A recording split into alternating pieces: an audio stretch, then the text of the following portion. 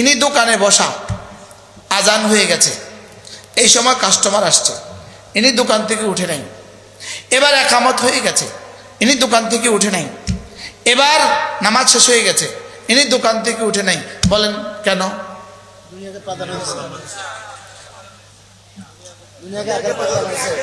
আচ্ছা, এবার ইনি ছবি দেখতেছে, মোবাইলে হারাম কিছু দেখতেছে। এবার আজান হয়ে গেছে, ইনি মসজিদে যায় নাই। এবার একামত হয়ে গেছে, ইনি মসজিদে যায় নাই। এবার নামাজ শেষ হয়ে গেছে, ইনি মসজিদে যায় নাই। এবার নামাজের ওয়াক্ত শেষ হয়ে গেছে, ইনি নামাজ পড়ে নাই। এবার বলেন কারণ? বুঝতে পারছি? এবার বলুন তো মৌলানা, কল্পনা করেন পৃথিবীর সমস্ত গুনাহের মূল কারণ কি কি কি বলেন? ইত্তেবায়ে হাওয়া। বলেন আর কি? এবার বলুন তো দেখি, সমস্ত হারাম মাল কামাইয়ের পেছনে কারণ কি?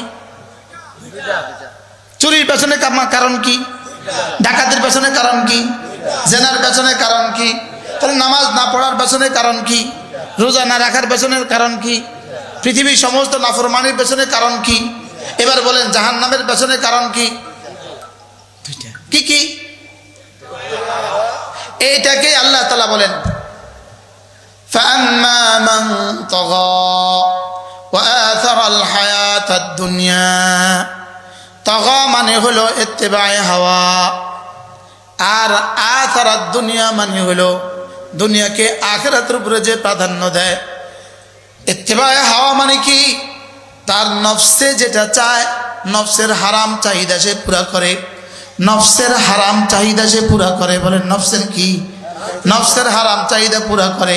তাহলে নামাজ পড়ে না কেন? নফসের হারাম চাহিদা পুরা করো তো সে নামাজ পড়ে না? না অন্য কোনো কারণ আছে? অন্য কোনো কারণ নাই। অথবা ইথারুদ দুনিয়ার কারণে সে নামাজ পড়ে না। সে সমস্ত গুনাহ করে দুই কারণে, নফসের হারাম চাহিদা পুরা করার কারণে, অথবা দুনিয়াকে আখিরাতের উপর প্রাধান্য দেওয়ার কারণে। এবার রব্বুল আলামিন বলেন যে এই দুইটা কাজ করবা। এক নম্বরে ইত্তেবায়ে হাওয়া করবা, দুই নম্বরে নফসের হারাম, এক নম্বরে নফসের হারাম চাহিদা পুরা করবা, দুই নম্বরে দুনিয়াকে আখিরাতের উপর প্রাধান্য দিবা। রব্বুল আলামিন বলেন ফাইনাল জান্নাতা হিয়া ফাইনাল জাহিমা হিয়াল মাওয়া। জাহান্নাম হলো তার ঠিকানা। জাহান্নাম কি?